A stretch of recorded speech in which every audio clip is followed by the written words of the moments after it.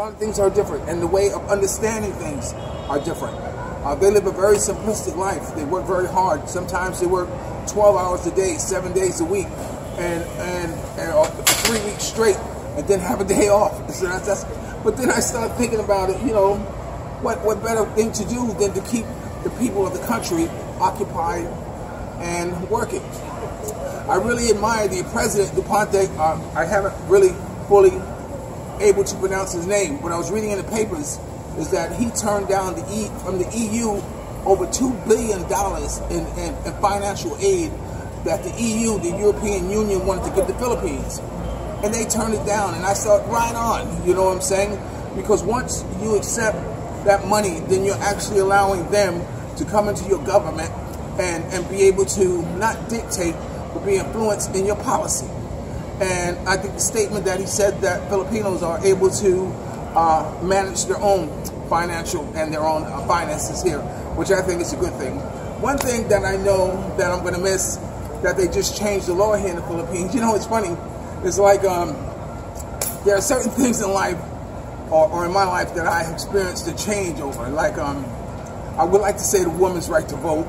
You know, I thought a couple of things. I can't think of them off the top of my head, but like smoking. In New York, you used to be able to smoke everywhere, and there are certain landmarks that you can always refer to whereas that you can say, oh yeah, you know, I remember you used to smoke everywhere, you know, in New York. Now you can't do that because all the bars and all that stuff, you're not allowed to smoke in public places.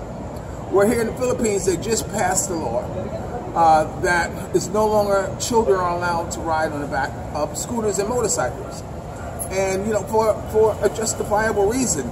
You know, a child, you know, is easily can be distracted and be thrown off the back of it. And it astounded me to see how many children had died over the years riding on the back of motorcycles. But you got to understand that that was a part of the Philippines that, as a tourist, you enjoy seeing.